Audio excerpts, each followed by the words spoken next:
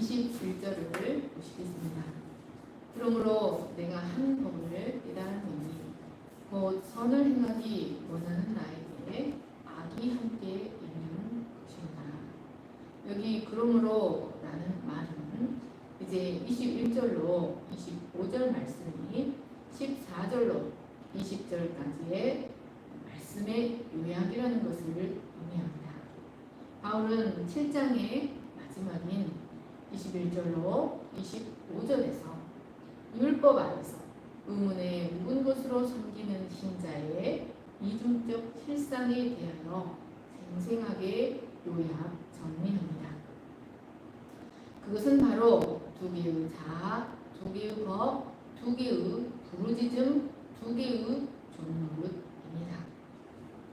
바울은 율법 아래에서의 삶을 통하여서 의문에 묵은 것으로 섬기는 신자의 삶을 줄기차게 지배하는 대의 원칙을 발견하게 되었습니다. 그것은 바로 두 개의 자아가 존재하는데 그 각 자아를 지배하는 두 개의 법이 있다는 것이었습니다.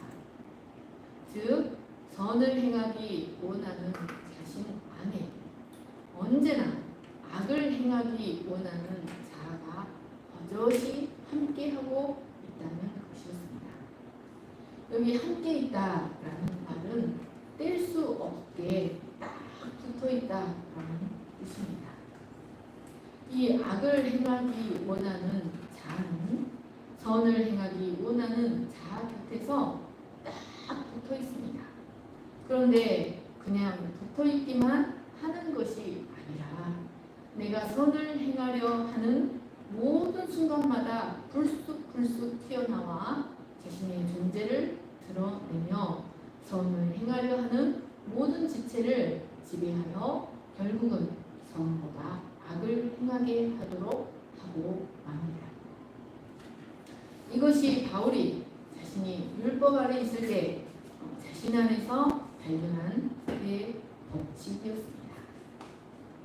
이 법칙은 마치 우주의 법칙이 존재하고 대자연 속에 자연의 법칙이 존재하는 그 원리와 법칙을 따라 우주와 자연이 운행되는 것처럼 율법 아래 있는 신자 속에 너무나 확실하게 존재하여 그를 지배하는 하나님의 절대적인 법칙이라는 것이었습니다. 23절 말씀을 22절 말씀을 보십시오.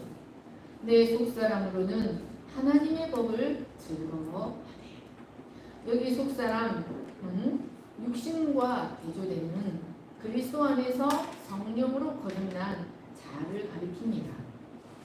이는 하나님에 의해 새롭게 탄생하고 성령에 의해 작동되는 새 생명의 원리가 심겨진 거룩한 존재를 의미합니다.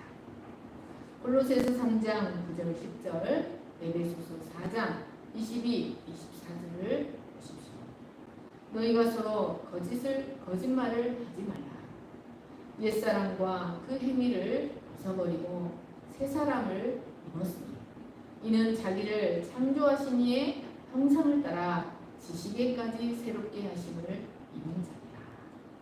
너희는 유혹의 욕심을 따라 썩어져가는 구습을 따르는 옛사람을 벗어버리고 오직 너희의 심령이 새롭게 되어 하나님을 따라 의와 진리의 거룩함으로 지으심을 받은 새 사람을 입으라.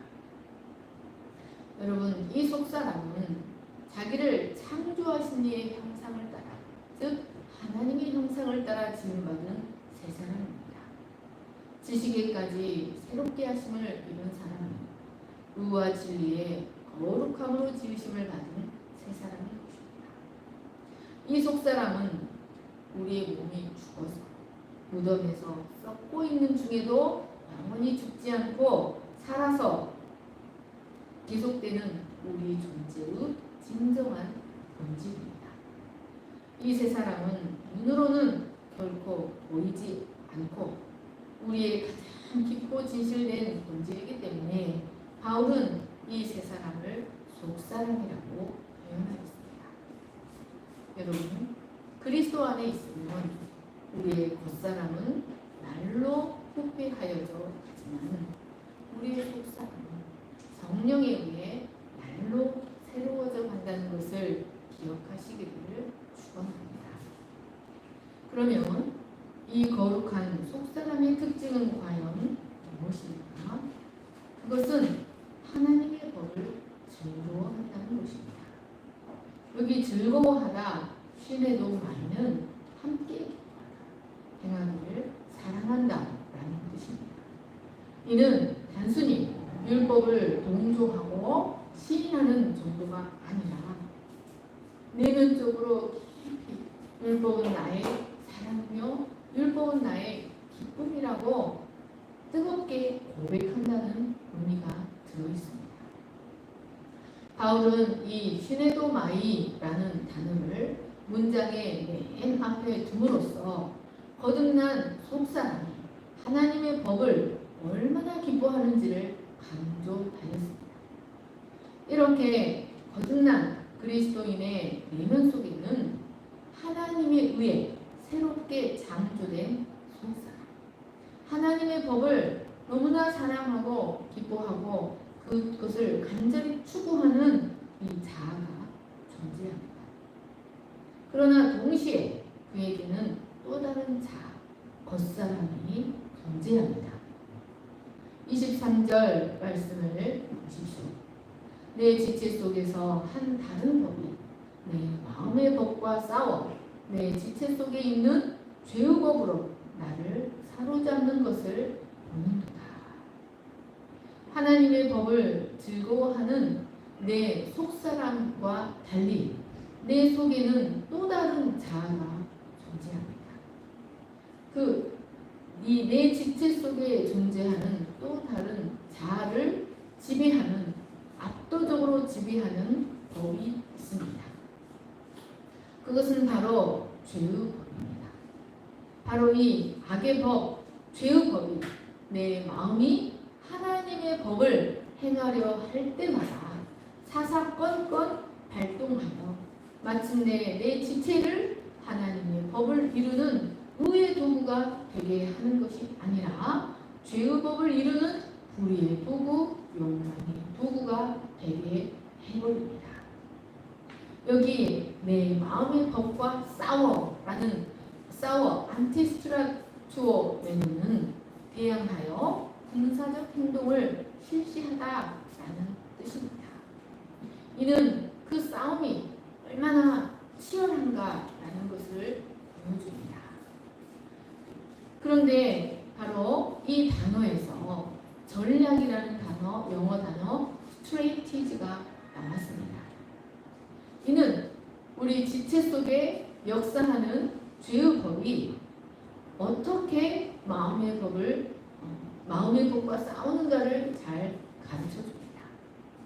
이 죄의 법은 마음속에 역사하는 의의 법의 움직임을 늘 주시하고 있습니다. 그리고 그 법이 행동하기 시작합니다. 곧바로 5만 가지의 악마적이고 마귀적인 전략을 세워서 그 마음의 법을 제어하고 그를 대항하여 군사적 행동을 실시하고 만다는 의미입니다.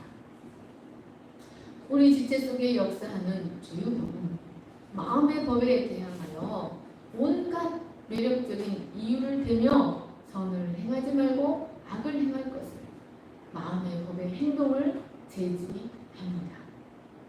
23절 하반절 말씀을 보십시오. 내 지체 속에 있는 죄의 법으로 나를 사로잡는 것을 보는도다. 이 죄의 법은 단순히 그 선한 마음의 법을 제지하는 것만으로 그치지 않습니다. 이 죄의 법은 아예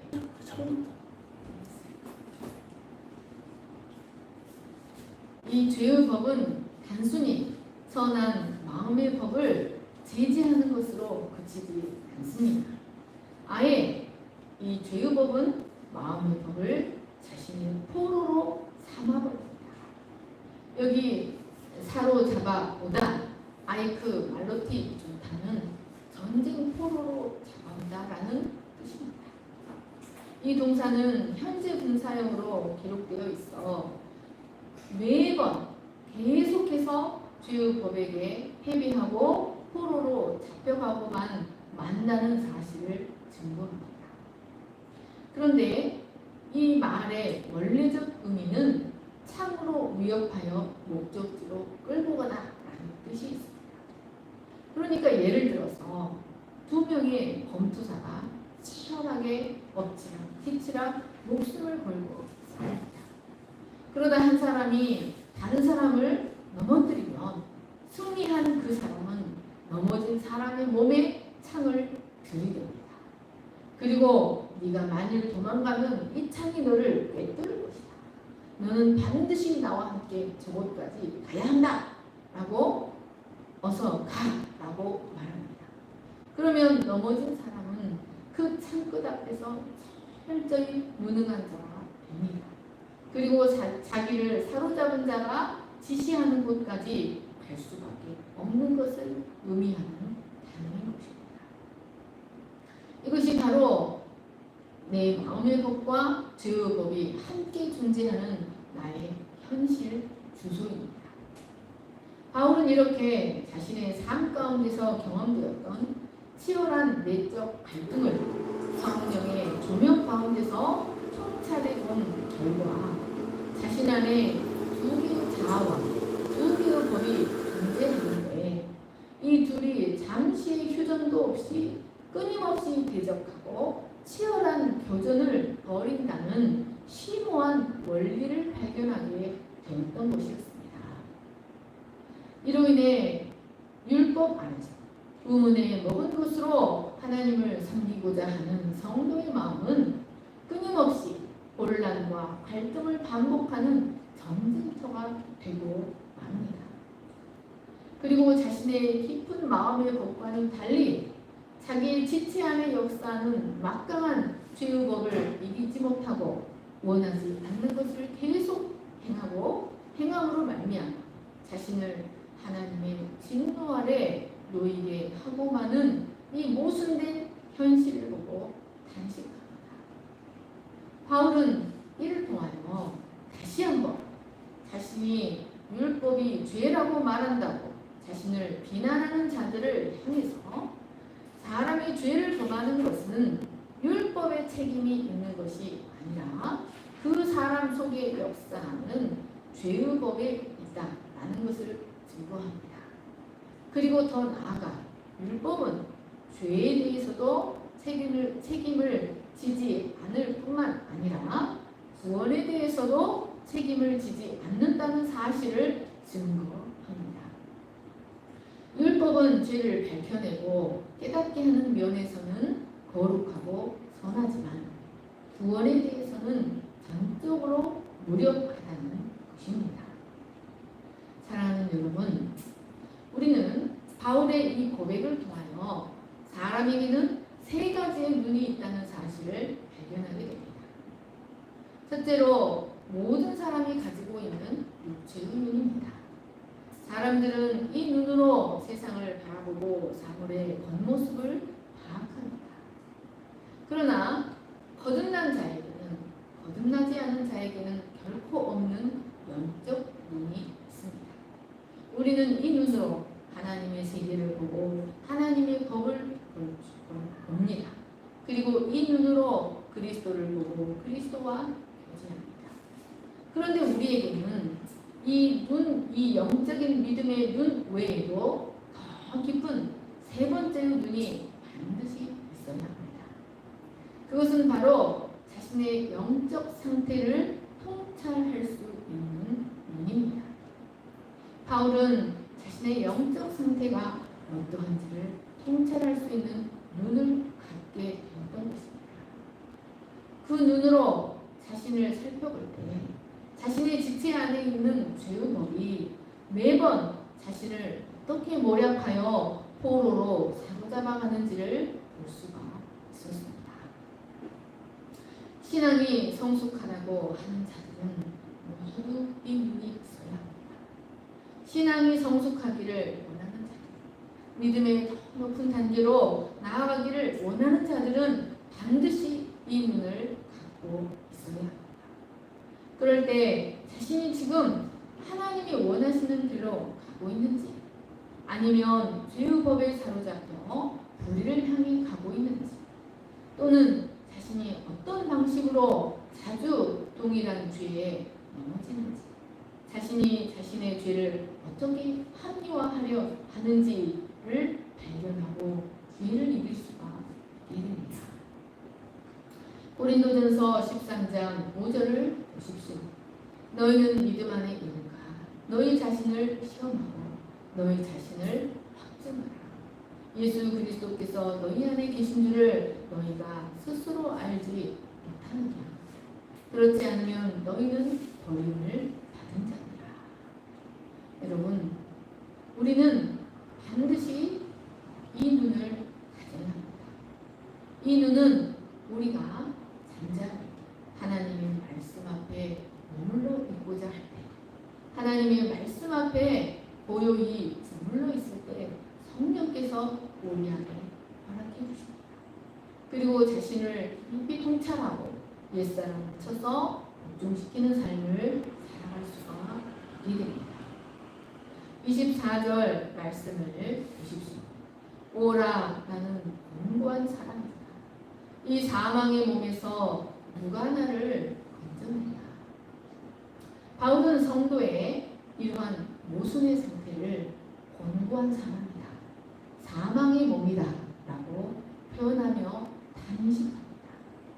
여러분, 이는 마음으로는 하나님의 법을 즐거워하지만 그 지체에 역사하는 죄의 법에 늘 패배하여 사로잡혀가고 많은 자신의 모습으로 탄식하는 우리 모든 사람들의 심경이라고 할 수가 있습니다.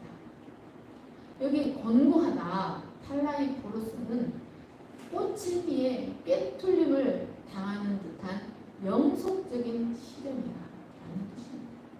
또 어려운 노동의 결과로 지치고 지쳐 기진 외진한 상태이다 라는 의미입니다.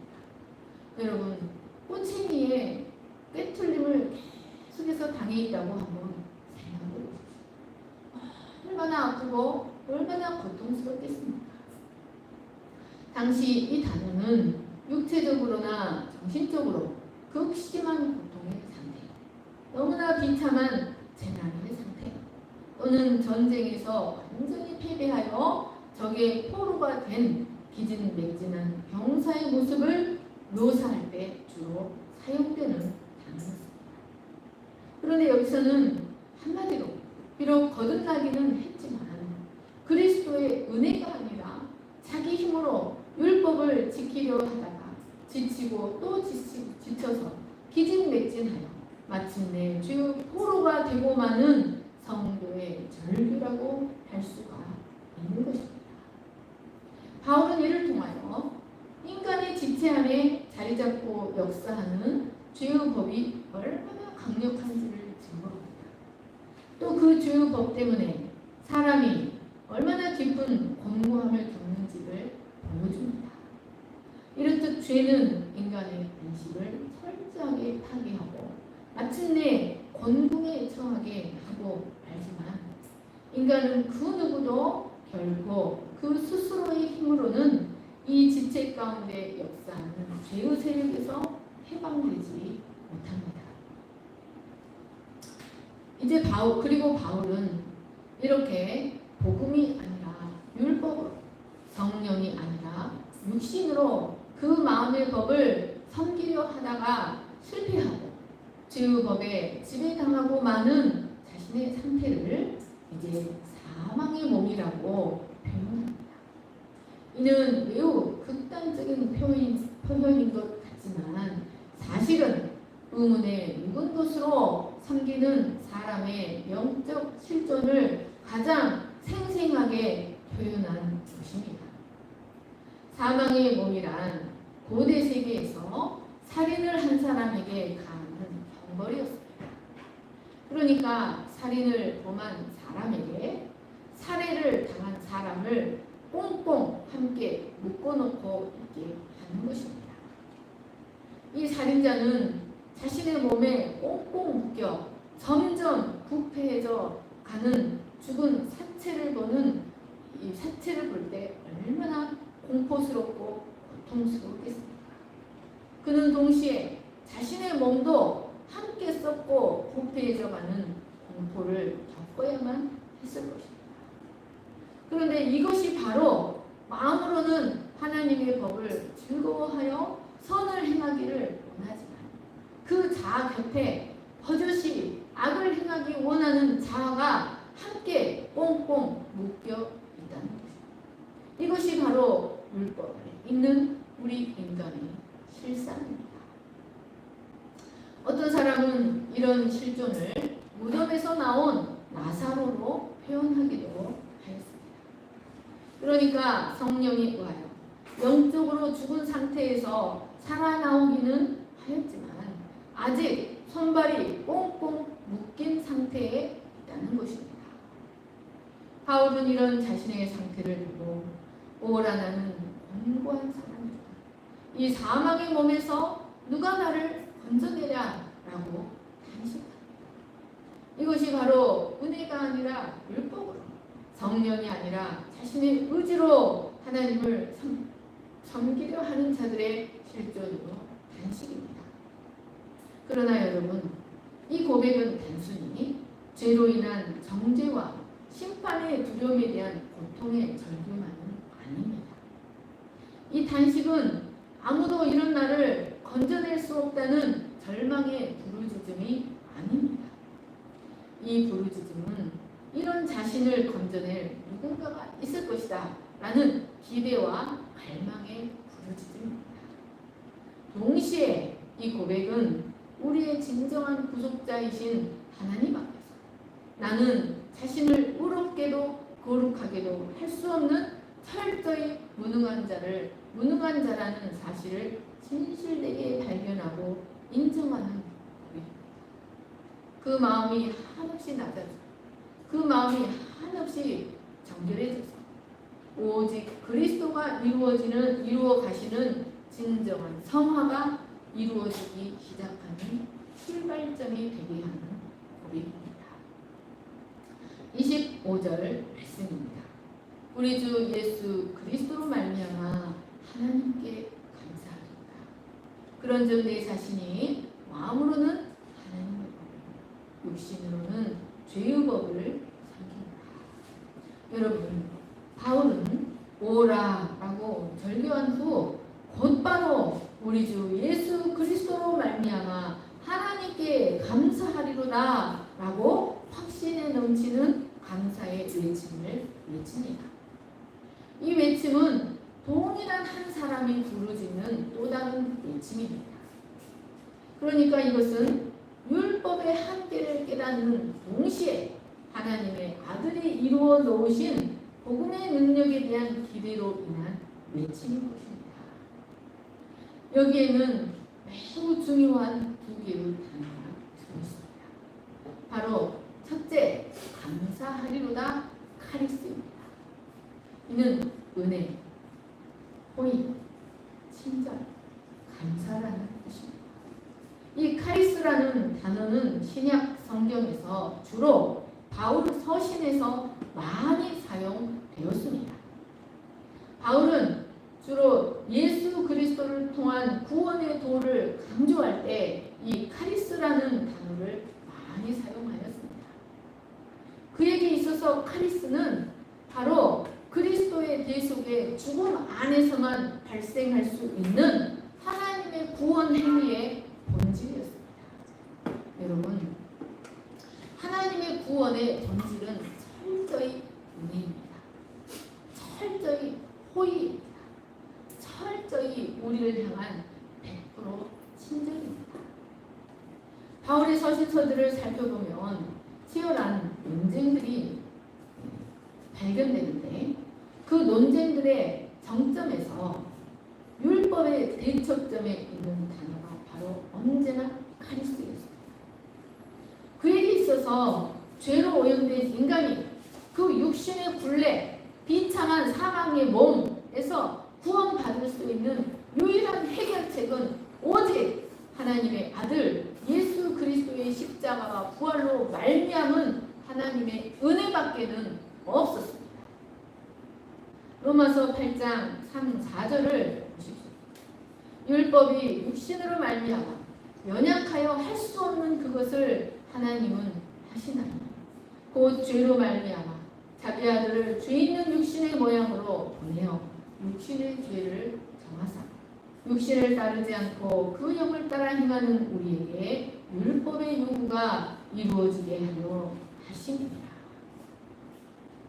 여러분, 하나님께서 자기 아들을 십자가로 보내셔서 대속제물로 우리를 위한 대속제물로 내어주신 이유가 무엇입니까?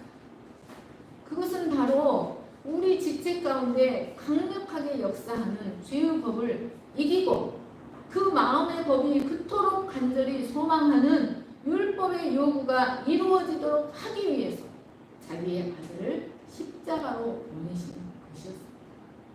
그 방법밖에는 없었기 때문에 그 아들을 대속제물로 내어주셨던 것이었습니다.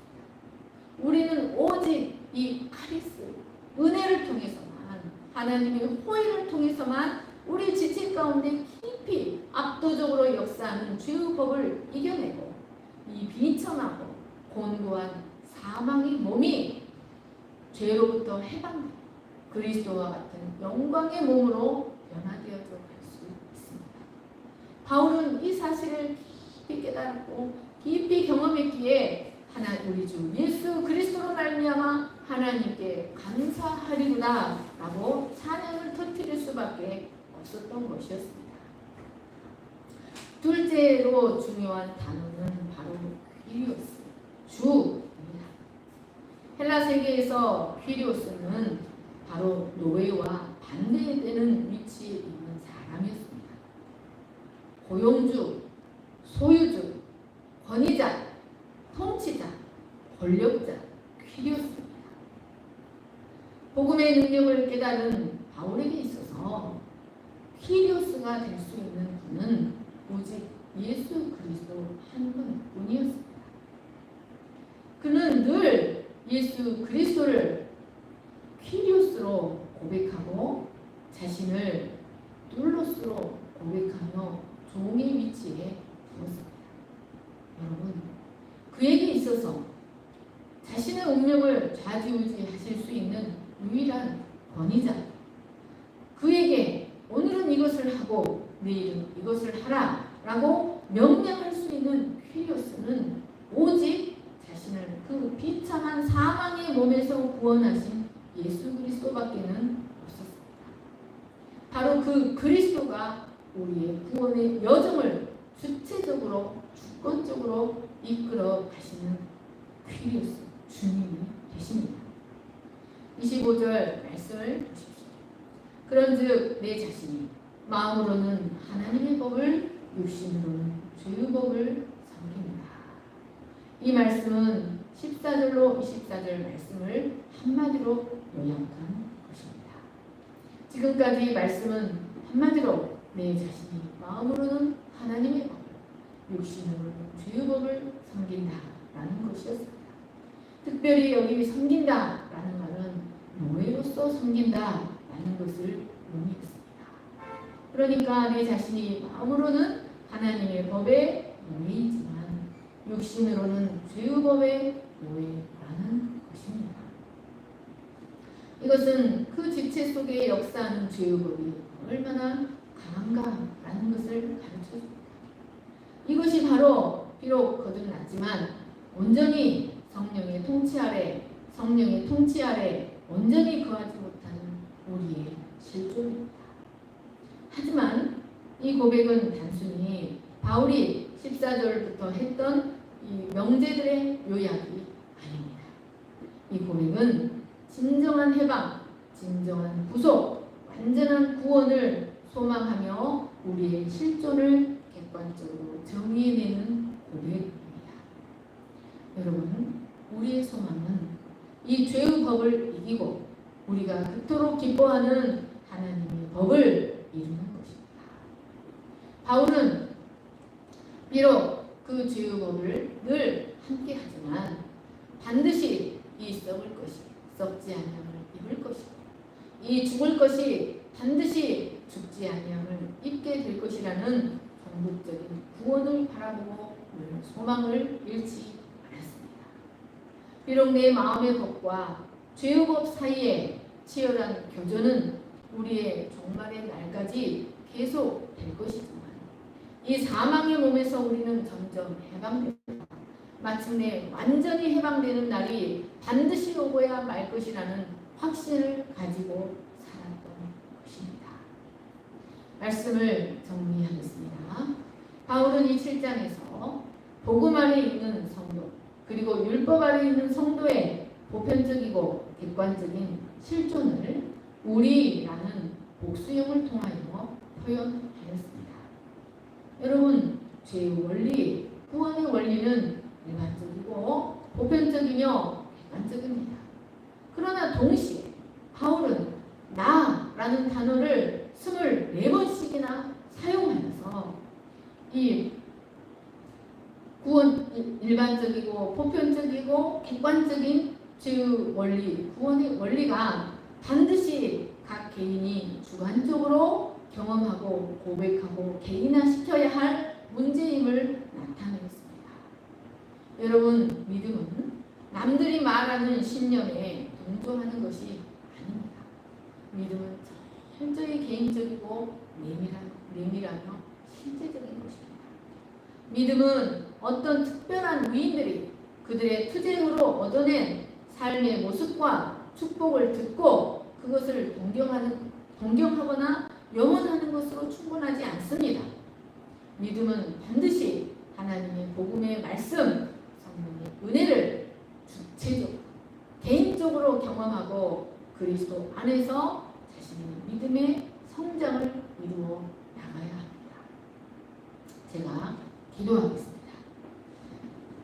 사랑과 은혜가 풍성하신 하나님 아버지, 바울은 7장에서 율법 아래 하나님을 섬기는 삶과 복음으로 하나님을 섬기는 삶을 결혼을 통하여 표현하였습니다. 우리는 율법 아래 율법시 남편을 맞아서 율법 안에서